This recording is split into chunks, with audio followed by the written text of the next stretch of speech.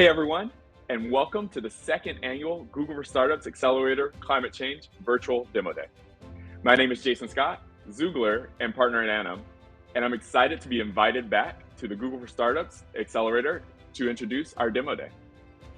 Back on April 22nd, Earth Day, Google announced its second North American Google for Startups Accelerator focused on startups specifically applying artificial intelligence and machine learning to combat climate change. The second cohort of the Google for Startups Accelerator Climate Change brought together a diverse set of startups and founders from all across North America. And after 10 weeks, we have reached the end of an amazing program.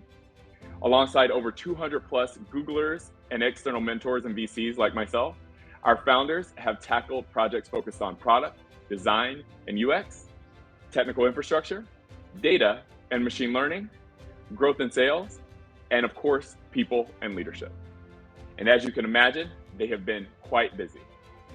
In a moment, we will allow each of our 11 founders the opportunity to tell you more about their impactful companies and teams. But before I go any further, I'd like to introduce the new head of Google's startup developer ecosystem for the US, Matt Ridenauer. Matt has been with Google in hardware and AR for the past year, and prior to that, Matt built startup networks and accelerators at IDEO. Welcome, Matt. Thank you, Jason. I'm really appreciative of that. I'm really thrilled to jump in with you and build on the legacy you and the team have built. And startups, I can't wait to be working with you and supporting you. So let's kick it off. Awesome. Well, how about you co-host with me today? How does that sound? I would love it. If you kick it off, I'll follow your lead. We'll do it. Awesome. Well, let's get started. So for everyone else, as a reminder, each founder will be given about 5 minutes or so to present their companies, and we will then have time for about one question or so per company. Also, our teams will be available in chat, so get your questions ready. First up, it is my pleasure to introduce the team at MPOP, coming to us all the way from Cupertino, California. MPOP is an electrical vehicle software company and network provider that helps drivers, hosts, and fleets to charge stress-free. Let's hear from the team. Thanks, everyone. Thank you, Google, for inviting MPOP to the Google Accelerator, the climate change track. My name's Tom. I'm a co-founder and CEO of MPOP. And MPOP is a EV charging operating system where we build just the software for the cloud-controlled hardware. We're based here in Cupertino, and we started back in 2019. EV charging is a generational opportunity, and according to Bloomberg, there's at least 30x growth in the next 20 years from now to 2040 globally. And I'm lucky myself to be able to create a career that will last the rest of my life. However, the current deployment of charging infrastructure is not fast enough to support the e-mobility goals of the world. The reason is cloud-controlled hardware is very difficult to buy and deploy. It's simply not being treated as a commodity, where it's easily accessible. So imagine getting home security before Google Nest cameras. Not many people had it until Google made it simple. MPOP's fundamental advantage, as covered earlier, is very similar to Google Nest cameras for home security, where we make the acquiring and deployment of charging solutions extremely simple and fast. So we enable charging stations from different brands to be bought off of the shelf from different distributions, like Home Depot, like Walmart, as well as Best Buy and Amazon. And we make installation and activation of different brands of stations to be standardized and simple, so that everything can be done in literally one day, compared to our competitions who are now still dealing with fragmented market and solutions that do not talk to each other. So they literally take 6 to 12 months. And testimonials to our ability to scale from Paul Neeson, who is a local installer in the Bay Area who has been deploying charging stations in commercial scenarios for the past 7 years and has worked with so many different hardware brands as well as software brands. So according to Paul, MPOP is the best backend provider he's worked with, and our commissioning process in the field is so much easier to work with compared to our competitors. With our strategy and focus on simplicity and speed to scale, we were able to grow 20x in the last 12 months, and this is unheard of in the infrastructure space. Our most recent investment also can come from a very strategic partner named Holman, who is one of the largest fleet operators in the world with over 2 million vehicles under management. With our commercial partnership as well, MPOP will be the sole solution provider, and we have already pre-sold 1,000 SaaS licenses to Holman, and we look forward to support more use cases in EV charging with our speed of deployment. We have a unique team and culture here. MPOP is a unique team that truly is a Silicon Valley modern caliber team in the traditional space of EV charging infrastructure and energy and utility. We're rallied by one mission, which is to support the world's goal of e-mobility. The leadership team here includes myself. I started my career on Wall Street doing algorithmic trading, and most recently worked at Twitter. And my CTO and co-founder Lee, who's been part of the hypergrowth stage at Facebook 10 years ago, most recently was a senior director of engineering at Airbnb, where he led over 100 engineers and PMs on the guest side. Our chief revenue officer, Alex, who's been a lifetime salesperson and a startup founder himself.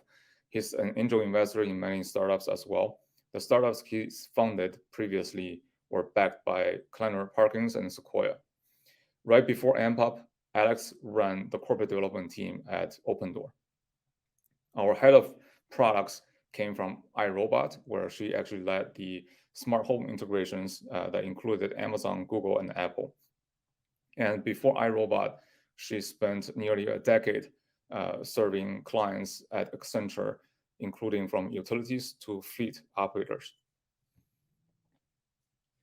Since we launched out of Y Combinator back in 2019, we have received strong support from many top venture institutions, such as the local Foothill Ventures, TechNexus out of Chicago, Hyundai Motors, Goodyear, and iSong, as well as Holman we covered previously, Powerhouse, and SAC Motors. Our current goal is to come out and raise our Series A, which is $15 million in mid-September. But very happy to start conversations early, and our existing investors have already committed about half of that to the raise. Please contact me, and you will find my information through the Google portfolio, and look forward to meeting people. Thank you. Thank you, MPOP, for kicking things off for us. A question from the audience. Partners are key to MPOP's success in the next 2 to 3 years. So what are some strategies for onboarding and expanding your partner network? Thank you for the question. It's a great question. Partners are definitely key to MPOP's success. We are only experts in software, so we try to get partners to help us make a true complementary full stack solution to our customers. The major partners are typically our hardware partners and distribution partners, and our strategy to more efficiently onboard them is to actually do automation. So automation is a focus not just for our end users, which are the station owners and EV drivers, but it's also for our partners like hardware partners, distribution partners, and installer partners. Typically, to get a station fully working in the smoothest way possible, the steps to follow to standardize everything are actually the same.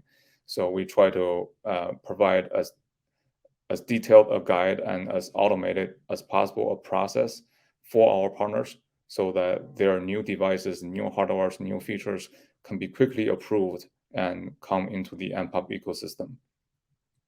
Thank you again to the MPOP team. Up next, we'll hear from Carbon Limit in Boca Raton, Florida. Carbon Limit transforms concrete into a CO2 sponge with green cement nanotechnology, turning roads and buildings into permanent CO2 solutions. Off to the team to tell you more. Hello, I am Tim Sperry, founder and CEO of Carbon Limit, a climate tech company decarbonizing concrete so we can build greener cities around the world. Concrete is the second most used material on this planet and one of the most destructive. It's actually the cement in the concrete that creates about 90% of the carbon footprint. 1 ton of cement creates almost 1 ton of CO2 pollution, and with over 4 billion tons produced annually and growing, this provides a massive opportunity to reduce global CO2 pollution on a large scale. This piece of concrete you see in front of you is very different than traditional concrete because it's actually removing CO2 from this room right now. Our solution is a nature-based cement replacement, reducing carbon footprint at the point of manufacturing, and then turning concrete into a carbon capture and storage solution. Concrete made with carbon limits cement technology has the ability to actively attract, capture, and store CO2 from the air into the concrete permanently. Our solution is easily adoptable, quantifiably lowers the carbon footprint of concrete, as well as ESG requirements. Our tech was also spec'd to the highest DOT standards, and the way we differentiate our technology is that we're the only direct air capture technology built into concrete. Most other solutions require calcination, additional equipment, additional processing, or third-party feedstock, making them time and cost prohibitive. Our solution does not require any of that. It's a simple additive that can be added to almost any cement and any concrete project, including roads, bridges, buildings, and more. At scale, the cost can be equal to or even lower than the cost of traditional cement. And our technology has been third-party lab tested by different research facilities, including the Heritage Research Group, Purdue University, Milestone, and we're currently in the process with University of Miami, Ash Grove, and others. Our test results show up to a 75% carbon footprint reduction in concrete made with our technology compared to standard concrete, 27% reduction at the point of manufacturing, and 48% post-cure as the concrete is capturing and storing CO2 pollution. Our technology also has self-healing properties and shows a 13% improvement in compressive strength by day 28. Our revenues are generated from selling our cement technology as traditional cement is sold to cement and concrete companies.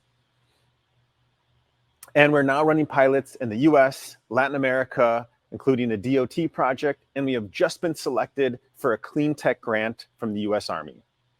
Our goal is to license our technology to cement and concrete companies around the world to scale globally. And by using our technology, also creates and generates high quality carbon credits that are nature-based and permanent, which we are in the process of verifying, adding additional revenues as well as value to our customers. We will be adding a machine learning tool for our customers to also measure and quantify how much CO2 has been captured and stored into the concrete by just taking a picture of it. The two markets that we're in are two of the biggest and fastest growing in the world. In just last October, the Global Cement and Concrete Association committed to net zero by 2050 and reduce 25% of carbon footprint by 2030, giving us an initial addressable market of over $171 billion.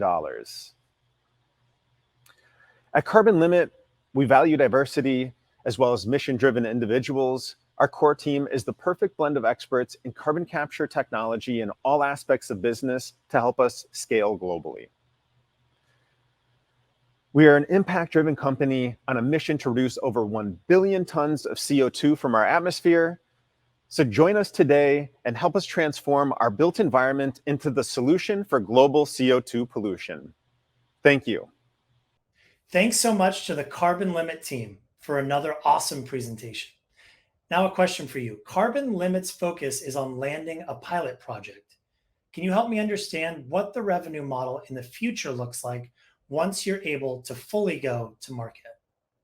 So currently we're able to sell our cement technology to cement and concrete companies. In the future, we're planning to just license that technology to different cement and concrete companies to generate revenues for each ton of concrete that uses our technology, also generating carbon credits in which we will have a revenue from those as well.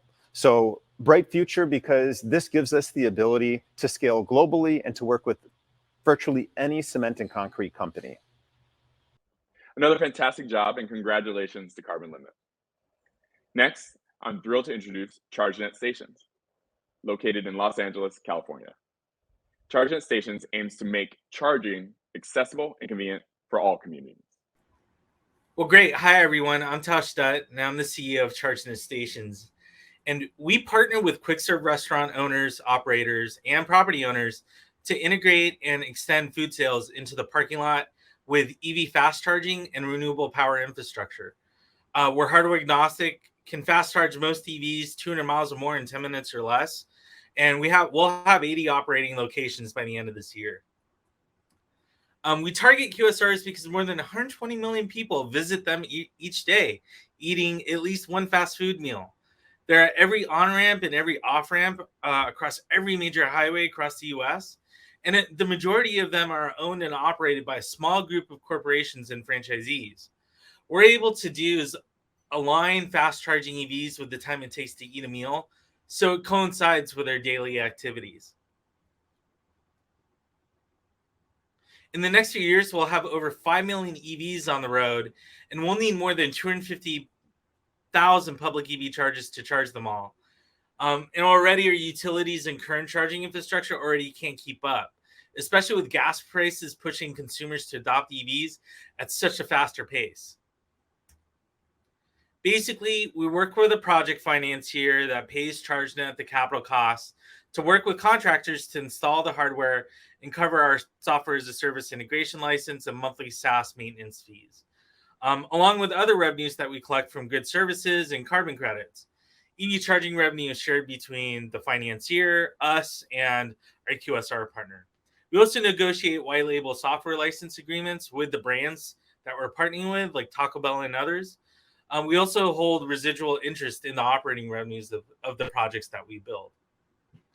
We're currently deploying our MVP at our first location in South San Francisco, which is going live right now, and is helping us grow sales and scale fast. We also have a really aggressive product development roadmap so we can leverage our IP as soon as possible and build upon the value that we've already created. We have an exclusive agreement to integrate our solution at Golden Gate Bell's portfolio of 155 Taco Bells in California. We just commissioned our first location and have 5 other locations under construction in the Bay Area. We'll have 80 completed by the end of this year, 50 in SoCal, 30 in the Bay. This leaves us with an active construction portfolio of 75 locations going into 2023. ChargeNet is in active conversations with both corporate partners and additional franchisees regarding more than 400 locations nationwide that will be built in 2023 and beyond.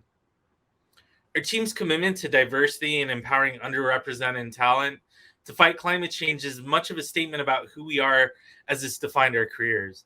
As a result, we've been able to build a DEI-centered organization with a culture to match, where everyone is focused on their mission of decarbonizing the largest contributors to climate change. We've been able to build on our foundation of having the right team to succeed and scale fast. We're not alone in the market, but we're still in a nascent industry with the needs to fulfill it growing very rapidly. And what gives us the ability to scale fast and catch up to our peers is the ability for us to create that customer experience by white labeling our solution.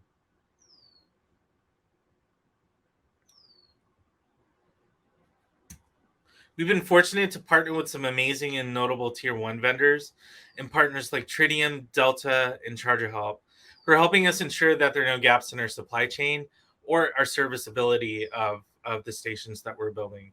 We're really honored to be a part of Google for Startups Accelerator, and we're also part of the LA Clean Tech Incubator and have participated in other accelerators as well. Our lead investor line, Climate Capital, for a seed round, along with other investors, have been so instrumental in us seeing the success that we've had so far. We're growing ChargeNet with 37 million in revenue projected by the end of this year, with a 40% EBIT in the next few years, and we break even in Q4 2023 and become profitable the quarter thereafter. We're forecasting closing 2023 with 310 million in revenue. We're currently raising our $32 million price preferred Series A and are currently meeting with potential lead VCs. Happy to discuss more on the use of funds and exit opportunities in Q&A. Thank you so much. Thanks, ChargeNet. Our audience would love to know, what is your current biggest bottleneck? Is it finding restaurant partners, construction, or raising capital for equipment and construction? That is a great question. Surprisingly, it's not raising capital for equipment and construction. There's actually a lot of project capital available from investors that have have made claims about their decarbonization efforts and are now looking to actually back them up. The actual biggest bottleneck is the interconnection with the utility, and sort of the non-transparent process that we have to engage in to be able to turn these assets on. But what we found is when you bring them to the table as a partner and you can be realistic about expectations, you often can achieve the goals that you wanted to in a more amicable way. Such awesome work. Up next, also in sunny Los Angeles, we have Charger Help. Charger Help provides on-demand repair of electric vehicle charging stations while also building out local workforces, removing barriers and creating economic mobility within all communities. Hi, my name is Camille Christina Terry, and I am the co-founder and CEO of Charger Help. At Charger Help, we fix electric vehicle charging stations because sometimes they break. And what we found out is that sometimes they don't know that they're broken. Each of these charging stations here are experiencing an issue. However, the charging station itself is reporting that it's online and available for a driver to go to it. And what we found at Charger Help is that a lot of the issues that charging stations experience, while some of them may be physical issues, oftentimes it actually goes back to the data exchanges that charging stations have to do in order for them to operate. This here is a diagram presented from the Department of Energy, and essentially shows for one successful charging station, all of these different data exchanges have to successfully occur. At Charger Help, we are sitting on top of all of that, being able to understand which data exchanges didn't happen, and most importantly, whose fault was it? When we first built out the company, one of the things that we did was we set out to survey about 4,700 charging stations across the United States. And what we found out is that in states like Texas, only 1 out of 2 of their charging stations work. And in states like California, only 70% of the charging stations were operable. And when we look at the work order data from our platform, we found that 47% of the issues are connectivity issues, which sometimes then result into being software issues. And then 33% of the issues are hardware. But when we talk about hardware issues, we're more so talking about motherboards and controllers. And so even though the word electric inside of EV charging station is there, oftentimes these issues actually aren't electrical. They're in fact software communication issues. And that's why at Charger Help, we built out our Employer platform, because we knew that we needed a platform that was specifically designed for IoT assets, which is essentially what EV charging stations are. And so within our platform, we're able to do 4 really cool things. One, we're able to diagnose issues pretty rapidly based off of aggregating a lot of data across multiple different manufacturers and software providers. We're able to better dispatch, being able to let our technicians know what parts they will need, how long will they be on site, and what is the exact workflow they would need to take in order to fix the station. And then the last piece, we're really able to standardize a site visit by being able to say like, hey, every time you go on site, get these 3 or 4 things in order for us to add it into our overall platform to know exactly what to do next. And through this, through our platform, we've been able to understand better, right? What is the issue and root cause? What is the frequency and distribution of it? What are our resolution trends? And even most importantly, how do we provide service to these stations in a more efficient manner as we deploy more EV charging stations across the United States? And what has come to be true is that EV charging isn't something that you can just set and forget. You really have to understand the full life cycle of an EV charging station. And more importantly, you have to be able to utilize and capture data all throughout that life cycle in order to have a more reliable infrastructure. And so today at Charger Help, we've been able to build out automated data ingest for APIs. We've been able to do service activity recommendations, but truly what we're excited about is going towards a space where we're able to do issue resolution pathways and recommendations by way of a rule-based machine learning protocol. Today, Charger Help works with the likes of ABB, Tritium, Ephisec, and amazing utilities like Duke Energy and Seattle City Light. We're really excited to connect with folks that are interested in helping us grow the Charger Help O&M business as more charging stations are being deployed throughout the United States. Thank you so much for your time, and I look forward to connecting. Thank you, Charger Help team. Question for you. Between your various products and services, particularly the Charger Help as a service and software platform offerings, which do you see as the biggest long-term opportunity for the company? That's a great question. We're absolutely building out a technology platform. We know that today, EV charging station reliability and uptime is a very complex matter, but we know that we'll be able to solve it through our software platform. And it's honestly the only way that we'll be able to switch over to mass EV adoption is if we have reliable charging stations. And that's what we're building out at Charger Help. Thanks, Charger Help. Next, I'm happy to introduce Cozy in Boulder, Colorado. Cozy accelerates electricity decarbonization and empowers renters, homeowners, and businesses with advanced control, automated savings, and power failure protection. Hi, my name is Caleb, CEO of Cozy, and I'm so excited to share with you something we've been working on for quite a while, and we finally achieved it to bring it to you. We are on a mission to make everyone's lives better with affordable, clean, and reliable energy. Reliability is a pretty big concern. In fact, it's one of the biggest drivers out there, losing power. More outages are occurring every day, and more individuals are experiencing it. Over 100 million Americans alone every single year. The thing is, often it's just a surprise. We have zero warning, it happens, and then we have to change our life around it. There's a few other challenges that are happening in the grid. Now, there are weather-prone outages and non-weather related outages so that utilities can create a safer grid when bad weather comes in and they have to, unfortunately, shut down the power for all of us. Another situation is that we are using that much more energy as we transition to electric vehicles, more IoT devices like our smart plugs and our thermostats. That puts an extra stress on the grid that exists today.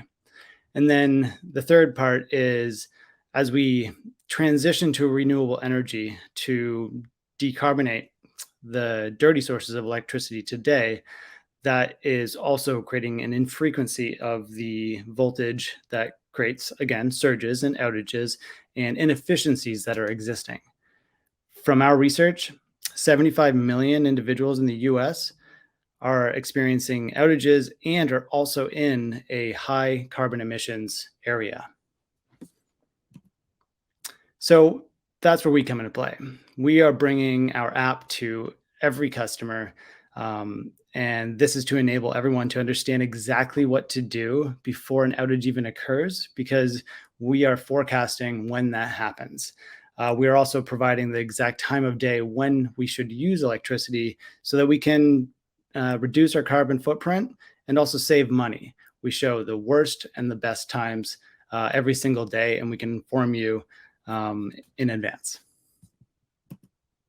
Now, the early adopters out there, so there's about 125 million households in the United States where we're targeting first, and then 75 million are scattered in about 14 targeted states with the high emissions and the power outages that I shared earlier. Well, out of those few, our utility partners told us that from their research, 17% of these customers would be our early adopters. 17% are going to be our first target customers for this product.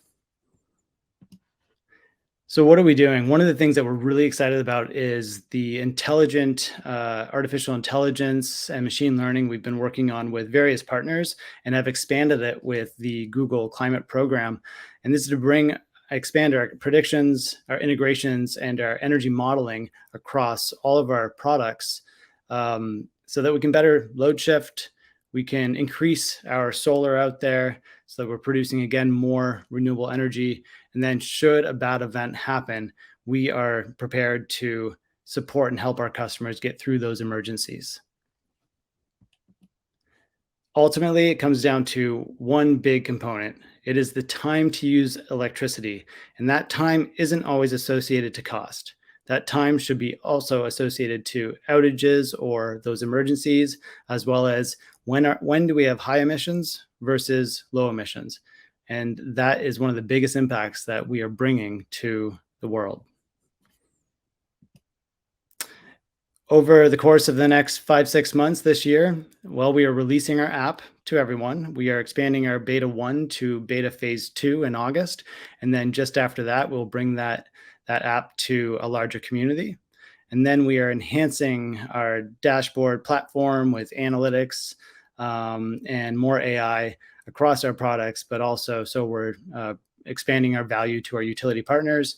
And then our generation energy storage will be launched at the end of this year in November. This is our second generation. We are really thrilled about this. If you'd like to check that out, please visit hugopower.com. Otherwise, for the app, it is cozy.com. So that's what I want you to do. If there's one thing you could help us do today, that is join us by downloading the app. And so just go to cozy.com, co-z.com, and it's free. And then once you have that, you immediately start to save money and reduce carbon footprint and stay safe. We couldn't have done everything without the team. And so on behalf of the Cozy team, our advisors, our utility partners, and the recognition we've received in the industry, thank you for allowing us to bring this solution to market. We're really excited about this. And so thank you. Allow us to bring the right knowledge to you to better manage energy and create a much cleaner world. Great job, Caleb. A question for you. Fast forward to enterprise and utility customer engagements. What does success look like in the next 6 to 12 months in this arena? In 6 to 12 months' time?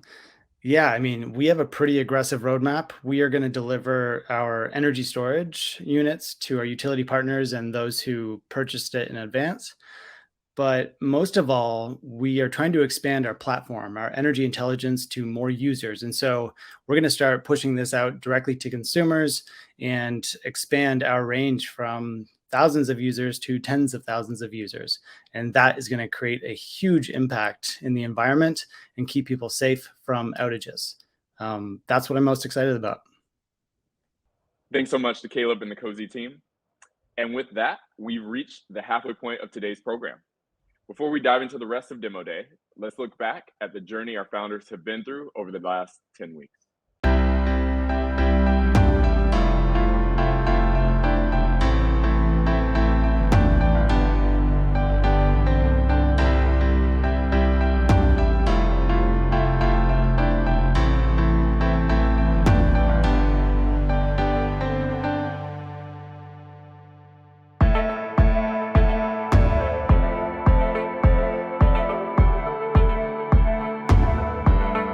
Founders and teams, I want to welcome you to the Google for Startups Accelerator Climate Change Program.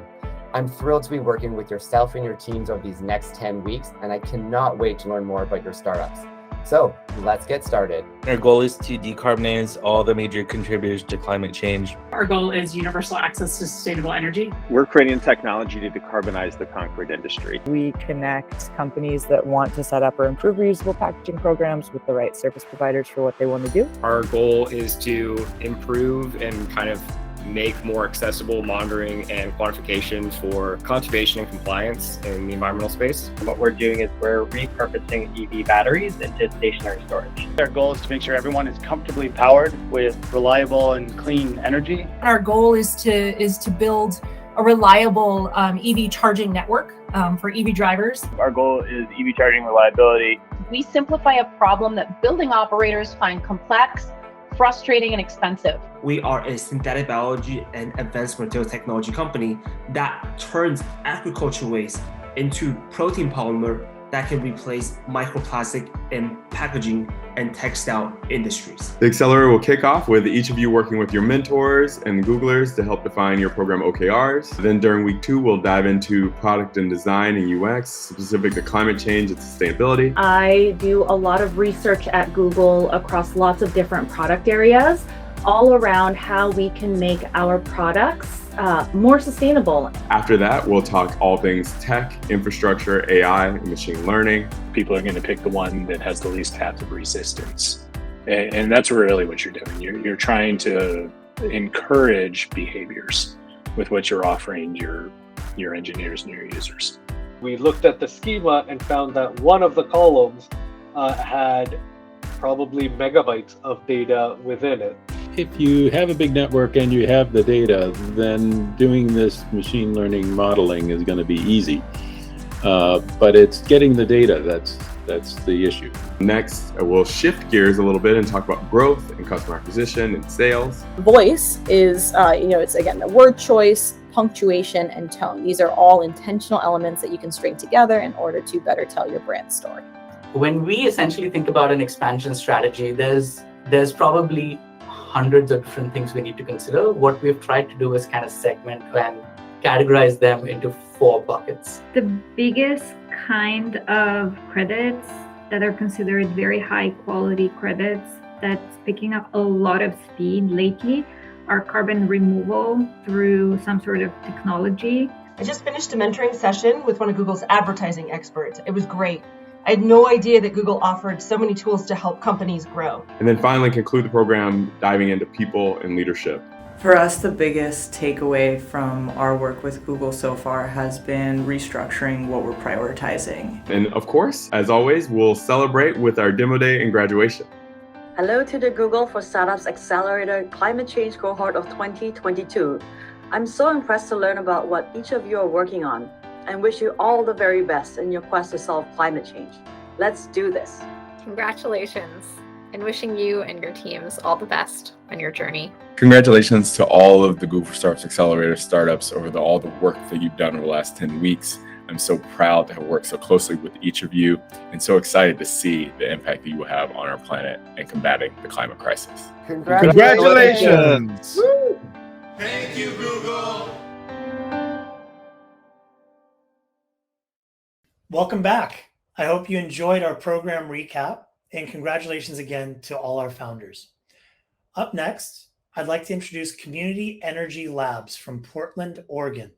Community Energy Labs uses artificial intelligence to make smart energy management and decarbonization both accessible and affordable for community building owners.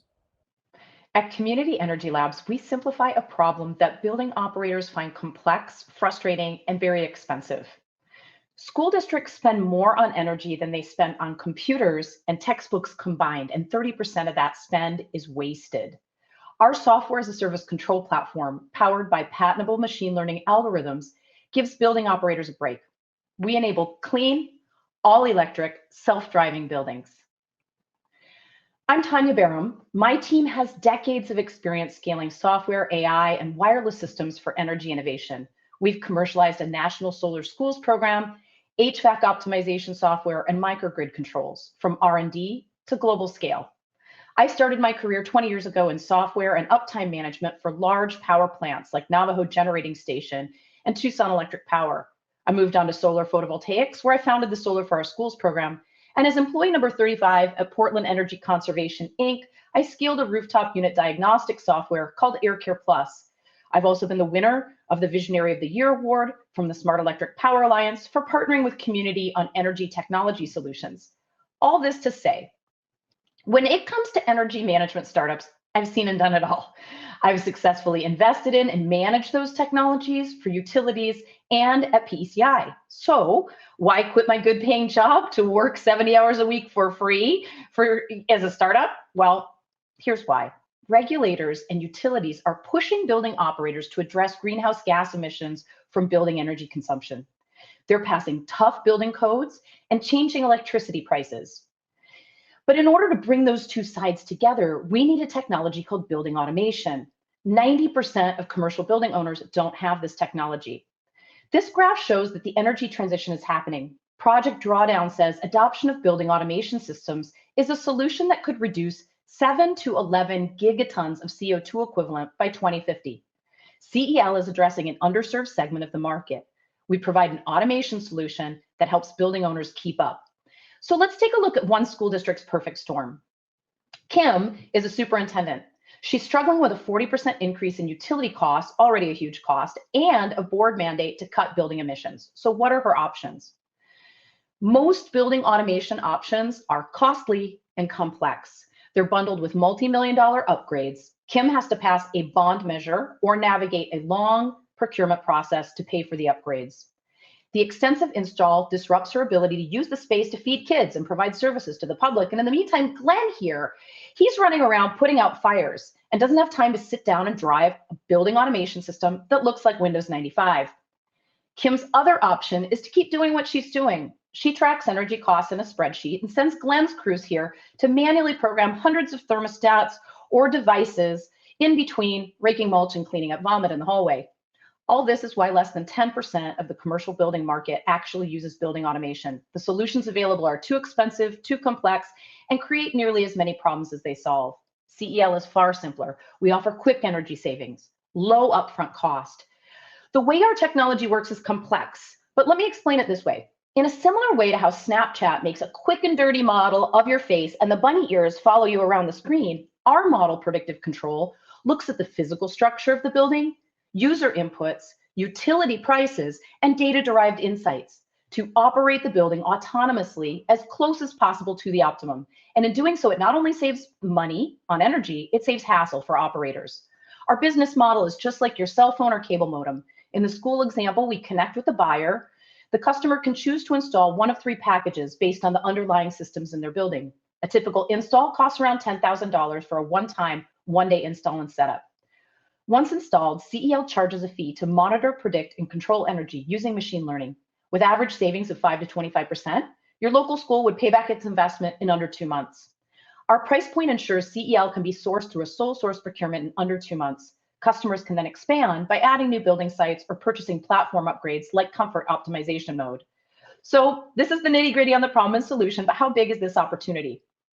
Government, university, and schools spend more than $2 billion annually on half-baked energy solutions, but Lawrence Berkeley National Labs estimates they're a $104 billion market, provided there were solutions tailored to their needs. So why do we believe that our solution is exactly what the market needs? Most players target utilities, large commercial, or retail and office space. Those buyers have very different value propositions and purchasing behaviors than public building owners, who make up 28% of US commercial floor space. Publics can't wait for affordable solutions. The new regulations and pricing that I mentioned earlier are impacting public sector building owners now, years before those rules apply to the private sector. Our advantage is not only that we have a long track record working with public institutions on energy, but that we have a powerful technology that brings innovations from big companies at a price point that little companies can afford. Our ambition is to capture 13% of the total US K-12 floor space. At 6 cents per square foot per year, that would get us to $106 million in annual recurring revenue, with $120 million in one-time install and setup revenue. Once established, we could explore adjacent markets such as warehouses and public gathering spaces. Software and machine learning have revolutionized nearly every aspect of our lives. Join us in harnessing their power for good in the fight against climate change. And thank you. Thank you, Community Energy Labs. Our audience would love to know, how do you plan to scale your technology to take on larger customers like schools, municipalities, and commercial spaces? Yeah, that's a great question. So, there are 2 parts to scale. Obviously, having a technology that you can pick up in one place and put down in another. So that's something that we're working on foundationally in our company. We were funded originally by a Department of Energy Small Business Innovation Research Grant, and plenty of follow-on funding for a cooperative research and development agreement to work specifically on an onboarding process and a data gathering process that would speed up the time to gather the data that we needed, particularly about the thermal dynamics of buildings. And so, that was a long, drawn out process, and it took a lot of work looking at how work is performed in the field, just like any workflow, speeding up any workflow would do. But we saw that our technology, even at the initial feasibility stage, was able to cut costs and onboarding costs and increase scalability by reducing expert time more than 50% and the overall cost to implement our technology by 50%. We now know that in phase 2, we're going to reduce that an additional 75%. So we have a very scalable process that collects just that Goldilocks amount of data, the minimum possible data, in order to get a very powerful solution that can scale at least to our target market. Another thing about scalability is, especially with machine learning, you may find heterogeneity in the data and the building types. That's part of the reason that we picked a sector that's big enough to scale. We could be a big enough company just in this sector, but it allows us to also really, in our early stages, it's really allowed us to refine that technology to make sure that we can pick up our models and put them down in another place and that they function with very little retuning and very little custom programming. Now, how do we scale in terms of an organization? Well, that's really, I would say, my superpower is building teams that work smart and in alignment. And I think that's one thing that Google does well too. We're very much like a swarm-based organization that uses OKRs. We use a Kaizen work process to stay aligned and to really minimize the amount of rework or overlap that our team does. So having scaled other services like this in the past, with both scalable technology and scalable teams, I feel confident that we have a significant advantage over our competitors in the field. Great job, Tanya and team. Up next, we will hear from Moment Energy, based in Vancouver, British Columbia. Moment Energy repurposes retired electric vehicle batteries to provide clean, affordable, and reliable energy storage. Off to Moment Energy to tell you more. Hi, my name is Edward Chang, and I'm a co-founder and CEO at Moment Energy, and we create energy storage through providing a circular economy for electric vehicle batteries. Currently, 95% of all EV batteries are not being recycled, but instead ending up on shelves and are improperly disposed of. This is because a high cost in recycling are causing consumers across North America and OEMs internationally to pay thousands of dollars to responsibly retire their electric vehicles. As we transition further into electric vehicles over the next 8 years, the battery waste that EVs leave behind will continue to become a hugely growing problem, leaving 200 to 300 gigawatt hours of end-of-life EV batteries without a home per year. At Moment, we're seeing 3 opportunities for repurposing. Regulation. Across the world are mandating automakers take responsibility of their end-of-life EV batteries. EV batteries structurally are designed to operate 5 to 8 times more stressful environments than typical lithium battery, which is perfect for high power applications. And the third aspect is, as a team of engineers, we found that there's an average of 80% life left in these batteries. So why are we throwing these batteries away into landfills or even prematurely recycling them if we can repurpose them? This is why at Moment we are creating clean, affordable, and reliable energy storage by repurposing electric vehicle batteries. Energy storage is critical for a variety of applications, and in remote areas, it can be used to reduce diesel dependency, while in on-grid settings, energy storage can provide significant utility cost savings and clean backup power to avoid situations like the Texas power crisis. With a huge annual growth rate of energy storage, we're able to focus on the short duration market, which needs 100 kilowatt hours to 5 megawatt hours of batteries that can output high power in a short amount of time. So recently, we announced that not only are we the only Canadian company working with Nissan North America, but we're the only North American company working with Mercedes and 2 additional automakers. We take batteries directly from the automaker that are ready for repurposing and stack them into usable configuration for stationary storage. We ensure the batteries meet and exceed all safety requirements for energy storage, which include the battery management system before we run final tests and configure for our client site. Our competitive advantage breaks down to price, performance, and sustainability. Our batteries sell at 2/3 the cost of existing lithium-ion solutions with a similar lifespan, and since using batteries that are meant to sustain an automotive vehicle, there are high discharge capabilities which provide customers who need batteries that discharge over high power in a short amount of time. And finally, we have proprietary second life specific battery management system and a sustainable solution for customers trying to meet their ESG goals. We deployed 4 pilot projects so far across Canada, helping off-grid customers reduce their diesel consumption and transition into renewable energy, and from which we've got over 6 years worth of accelerated cycle life data. These pilots are highlighted in blue on this map, while we've also have about 1.9 million in the pipeline for upcoming projects, both on-grid and off-grid, some of which are highlighted pink on the slide. We're excited to have won many awards throughout our journey for positive impact, and having been crowned the top clean tech startup in Canada, as well as the top 3 BC tech startups, BC as in British Columbia. We are a team of best friends who have brought our experience from energy research to working at companies like in Tesla and Apple. And we started Moment Energy in early 2020. And since then, we've grown the company from a team of 4 co-founders to a team of 29 employees. We're excited to accelerate our production of systems as we soon become the only company in North America that can commercially repurpose EV batteries to serve the demand for energy storage. We'd love to talk to each and every one of you that are interested in joining us in our mission to ensure all EV batteries are repurposed for second life by 2030. Thank you so much, and I'd love any questions. Awesome job. And one question from our audience. A key part of your model is accessing used EV batteries. Can you describe the pitch to EV manufacturers to give and or sell batteries to you for little or no cost? What's in it for the OEMs, and how do you plan to engage more of them? So our plan to engage them is essentially automakers actually reach out to us. Currently, automakers reach out to us because they don't want to pay thousands of dollars for recycling. And they see these batteries as material that they need to get off of their own hands. Now, at the same time, as stationary energy storage becomes a bigger and bigger market, automakers are seeing this as an opportunity. So they are looking to get into this market through Moment. And they've decided to choose us as Moment as their main second life partner because of our flexibility of being able to take in batteries from any auto manufacturer, which is why we're no longer limited, unlike others, to one automaker. We can work with automakers from any industry, be it if they've been in the market with EVs for many years or if they're just new and deploying EVs this year.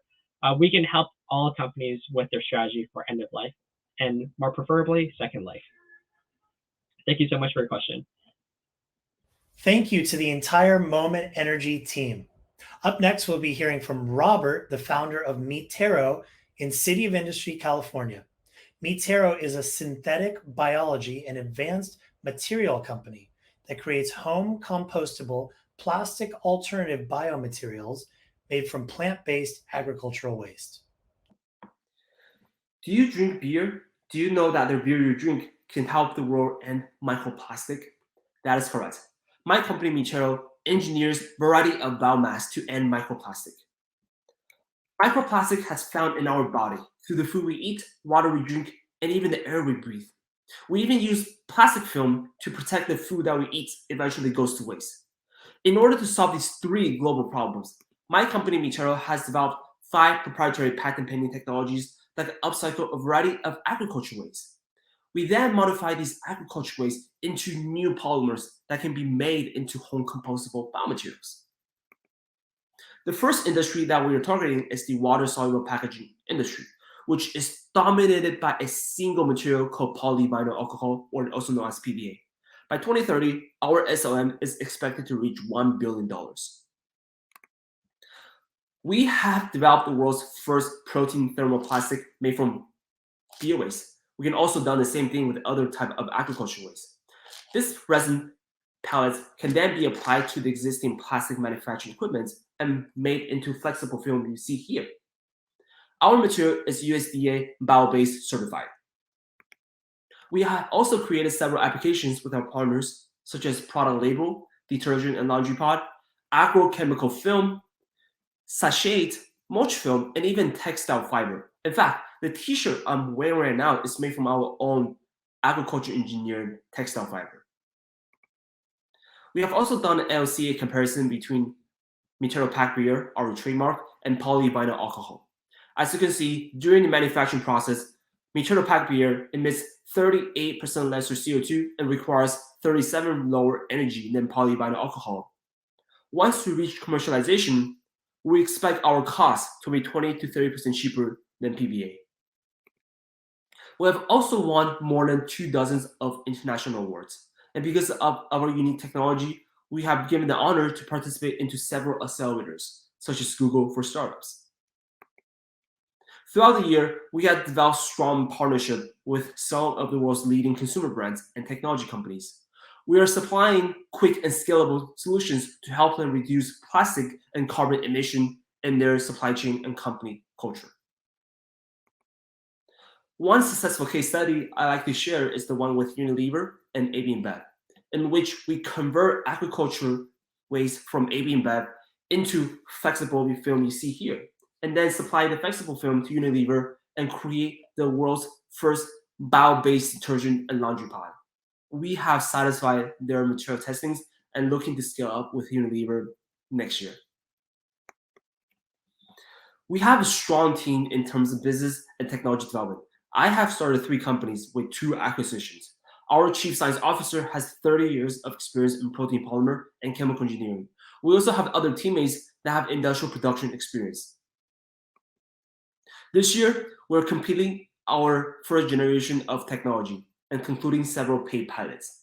Next year, we're going to start producing on a pilot level. And by 2024, we're looking to scale up globally with our partners and supplying them on the local level. The future of material is super exciting.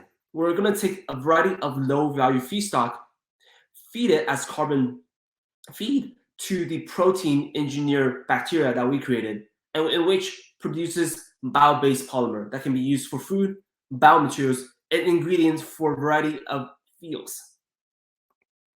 Social impact is at the core of our business.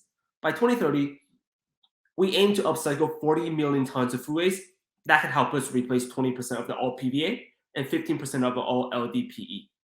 As a result, we estimate to reduce around 270 million tons of CO2 emission. There is no planet B for us. Let's drink more beer and reduce more plastic. The next time you drink beer, you'll be proud to tell your children that mom and pop are saving the world right now. Thank you. Thank you, Robert and team. Question from the audience for you. How will you grow your management team in order to execute and innovate concurrently? What are some next key hires? We're looking to scale up our management team through several chains of avenues. We're posting online, we're posting on LinkedIn, we're talking to friends, we're spreading words on our websites. And luckily, we have found many talents that have shown interest in our mission, vision, and the things that we do can save the world. We're very excited to recruit our head of R&D, our protein engineer lead in the US this year, and we're looking to expand the number of our talents engineers inside of our company next year as well. So please look out for our news. If you're excited, please reach out to us. Amazing work, Robert and the Mutero team. Up next, we have Nithyo out of Washington, D.C. Nithyo is an AI-driven platform for clean energy investment that standardizes credit risk to catalyze capital to address climate change and achieve universal energy access. Hi, I'm Kate Steele. I'm the CEO and co-founder of Nithyo. At Nithyo, we're looking at why climate finance isn't reaching Africa. And globally, only 3% of climate finance actually reaches the continent. And it's pretty easy to see why when you look at the data. More than 90% of climate funding goes to reducing CO2 emissions, to carbon reduction. And it's easy to see why that's where the money should be focused, is an important solution to solve. However, Africa produces only 2% of global emissions. But that doesn't mean they're not already feeling the impacts of climate change. The impacts have been severe and they've been around for decades. At Nithyo, we want to finance a sustainable and equitable transition for everyone. For us, the resilience starts at a household level. So there are household technologies like solar home systems or remote energy systems that can be a solution, but only if they reach people. Solar home systems provide electricity access and are scaling quickly, but not fast enough to reach everyone. And at Nithyo, we see that there's 2 key bottlenecks. There's no scalable financing infrastructure. There's no large-scale way to bring capital into the market. And it's really hard to understand household credit risk, to understand what is the ability to pay for a finance system. And we've tried to solve both of these bottlenecks. We have an AI-driven risk analytics engine that demystifies credit risk. This is our portfolio portal, which standardizes consumer credit assessment, which accurately assesses receivables portfolio risk. We use that internally as a credit risk assessment tool for Nithyo FI, which is our scalable investment platform. This is a blended finance facility that brings together private capital, public funding, and catalytic or grant capital in order to reach all energy providers who are serving different segments of the market. We use these analytics internally, but we also provide them as a service to other investors and others in the market seeking to understand this risk. Nithyo's revenue and data collection engines are already launched and growing. To date, we have 23 million in assets under management under Nithyo FI, our financial intermediary, and are looking to double that in the next 6 months. We have more than 15 analytics customers, initially starting with bespoke projects that we did for government, public entities, as well as the distributors themselves, and increasingly moving to a software as a service model that we provide to other investors in the space, helping them understand due diligence, portfolio monitoring, and especially impact monitoring. We've onboarded data from more than 2 million households, continually improving our models and our ability to do these credit risk assessments. Our growth path is pretty clear, given that our models are generalizable beyond the energy space. And we see ourselves moving into support impact asset financing in the agricultural, water management, and other product spaces. Starting from the solar home system space, we see ourselves being able to move into residential solar with many of the same dynamics around data analytics and financing that made the US solar home system sector successful. But the actual need for climate adaptation funding in Africa is $30 to $50 billion a year, a significant market for us to continue to grow. We brought together really an all-star team. Our founding team was started their careers in more of the high-level energy space, energy and climate, starting with working for institutions like USAID, World Bank, and African Development Bank. And what we really saw from those large-scale projects were they weren't actually reaching households. They weren't having the impacts on livelihoods that we wanted them to have. We brought together our chief data scientist, someone with a background in the intersection of data analytics and development, as well as our chief investment officer who brings the financial rigor from his long experience in the banking sector. Our team is primarily on the continent, and we are growing our team on the data analytics and finance side, primarily in Lagos and in Nairobi. As we move to next steps, Nithyo is raising its Series B to empower sustainable energy security for 4 million people and grow our business to profitability. And we'd love for you to join us in enabling a more just and equitable future. Thanks to the entire Nithyo team. Question for you. When you look ahead 3 to 5 years, what do you see as your primary business between Nithyo FI, your lending arm, or Nithyo Analytics, your SaaS product? It's a great question, and it's one that we get asked quite frequently, actually. What is the primary business of Nithyo? And the answer is actually both. And that's not just trying to say that both business lines are important, but they actually are more intertwined than most people think. We weren't able to fundraise for the financing vehicle without having that special value add that we could bring from the analytics. So we developed the models first, used that to prove out that we could do a better credit risk assessment than really anyone else out there. That allowed us to fundraise for Nithyo FI, start deploying capital, start working with more companies, which actually enables greater data collection. And so that improves our models, allows us to continue to scale the financing vehicle. So the two models actually scale up quite dovetailed. And so we really see both as the primary business. Thanks to the Nithyo team. Up next, we have Re Company in New York City. Re Company is a reusable packaging subscription service that supplies reuse systems with optimally designed containers and cycles them back into the supply chain at the end of life. Hi, my name is Maddie Honingford. I am the CEO and founder of Re. We are Re Company, the reusable packaging marketplace. So we design and supply optimal, high-quality reusable food packaging to businesses transitioning to the circular economy. So let's do a quick exercise. How many of you in the audience recycle? You get your Uber Eats takeout container and you make sure to wash it and throw it in the recycling bin. If you had to guess, what percentage of that waste do you think is actually ever recycled? It is just 2%. So the other 98% ends up either in a landfill or in our oceans. We need to be doing something else because we may think that we're having an impact by recycling, but we are not. About 5 years ago, a movement started to stop using disposable packaging and instead switch to reusable containers that can be used, washed, and reused thousands of times. This movement was organized by reuse pioneers who hacked together lo-fi apps, bought containers on Alibaba, and got local networks of cafes to all rent packaging between them. And these pioneers actually started producing amazing results. They were reducing packaging waste by up to 98%. Fast forward to today, and these pioneers are being asked to operate reusable packaging programs for companies like Pepsi, Sodexo, and Foodpanda. The demand for their work and expertise has exploded, but to reach the scale that these companies are asking for, they need tools that were built for their business, not for a single-use world. So how do food service companies source reusable packaging now if they don't buy it from RE? They have largely two options, so Alibaba or kitchen supply wholesalers. This means a bad user experience, no transparency on the carbon impact of their packaging, and buying products in mass that don't work well for their use case.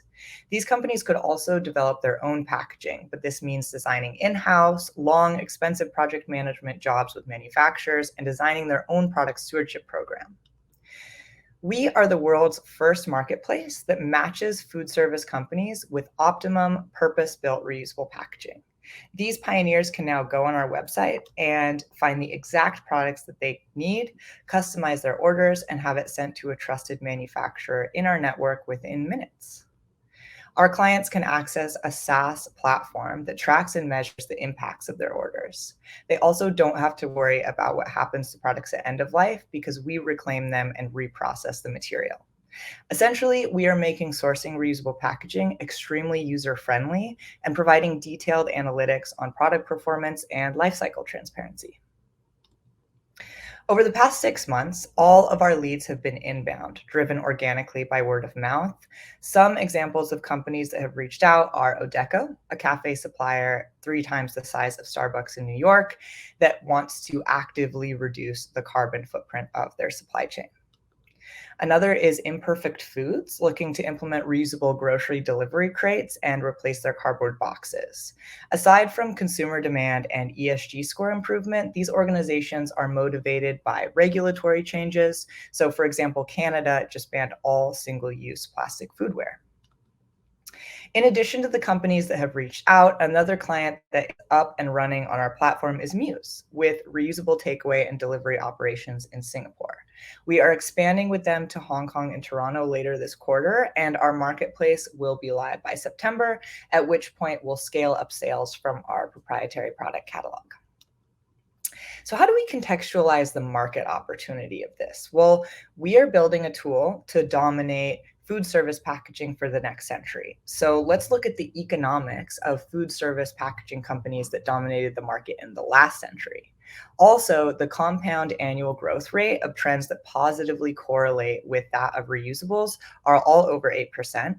And the TAM for global reusable packaging is expected to reach $112 billion by 2027. So our work on this started in 2019. I was studying a master's of service design and wanted to apply a human-centered approach to the issue of packaging waste because no one had really done it before. 2 other designers from the master's came on board, and over the past 3 years, we've iterated on our business model, responding to tons of feedback from successful reusable packaging programs. Within our wider team now, our strengths lie in industrial and software engineering, as well as product and service design.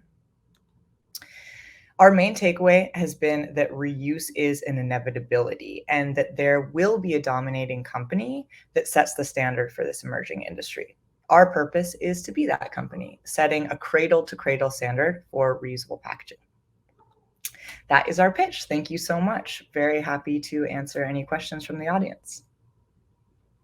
Thanks, Maddie. A question from our viewers. How will you transform what's typically a low-margin commodity market into a high-margin recurring revenue service? Very good question. I think one reason why we chose this business model and that we feel like it's so powerful is the low overhead and high margins that we're working with. So for example, we don't have the typical like commodities issue of production costs because of our marketplace structure. Also, because our pricing model ties into this, and I hadn't mentioned that yet, we take a 5 to 10% marketplace fee with all transactions on our platform. We also charge SaaS subscriptions to access an impact dashboard, and also offer tiered premium accounts so that our clients can also access impact reports. So all of those are recurring revenue baked into what we want to be doing long term. But thank you so much for that question. It's great. Congrats to Maddie and the Recompany team. Up next, we have Understory in Pacific Grove, California. Understory rapidly monitors and quantifies discrete landscape changes to mitigate the effects of environmental change and deliver actionable information for land management, habitat conservation, and climate risk assessment. Off to Understory to tell you more. Hi, I'm Ross Davison, CEO and co-founder of Understory. We're a B2B SaaS platform that provides actionable data for environmental compliance and project tracking. Natural ecosystems are dynamic and complex, and we built a tool to provide clear metrics on ecosystem composition and indicators on ecosystem health. I think like a lot of us, climate change is affecting our target market. And for us, it's accelerating environmental compliance regulation. That means new regulations around more specific things like biodiversity or individual species. Companies are already spending tens of millions of dollars to maintain compliance, and they're largely doing it through manual practices, things like manual transect surveys. Our technology takes drone imagery and machine learning and gives us outputs that can do that in a more automated way.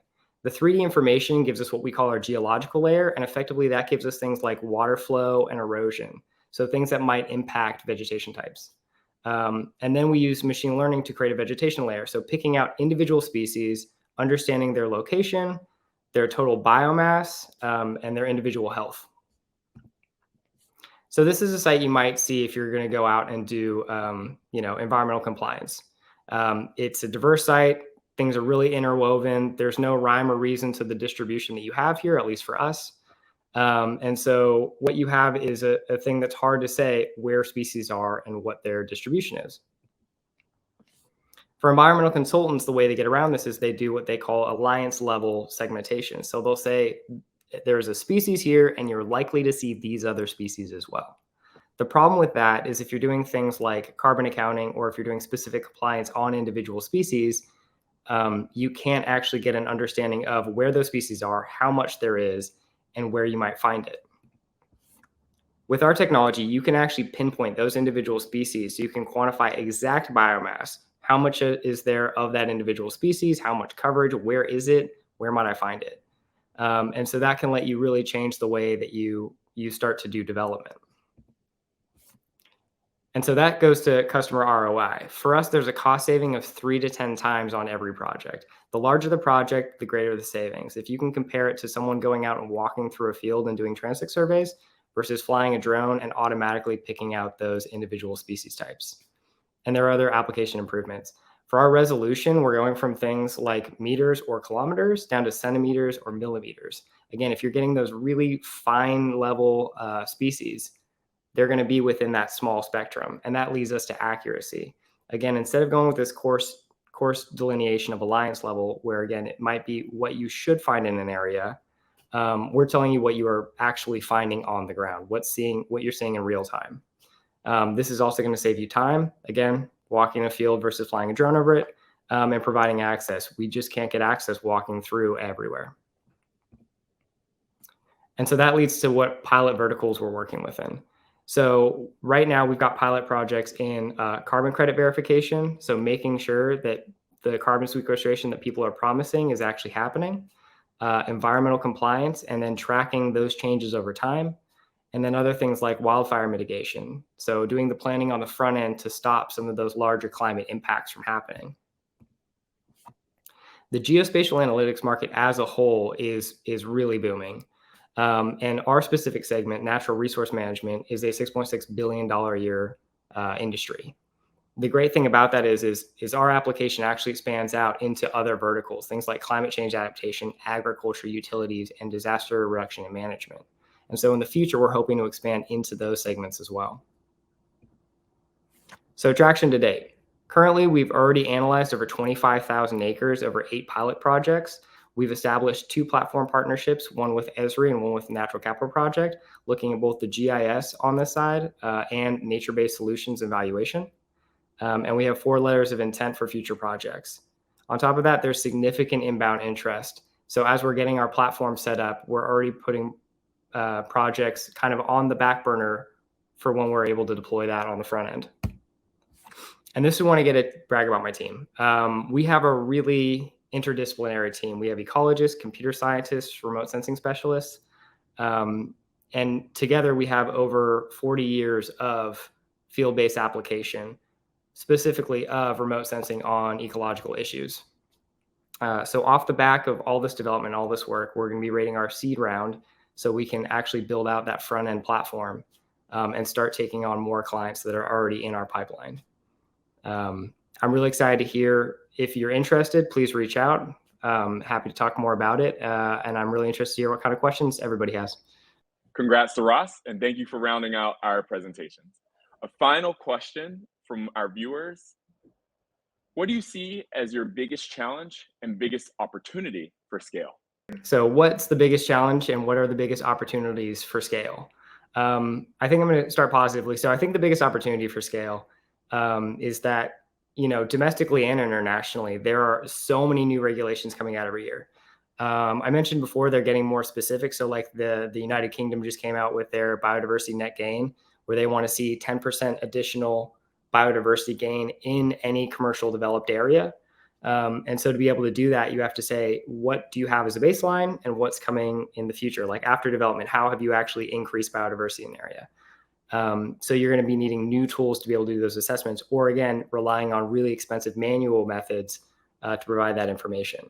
And so kind of across the board, this is becoming more and more commonplace. And the biggest challenges, a lot of challenges are usually around adoption.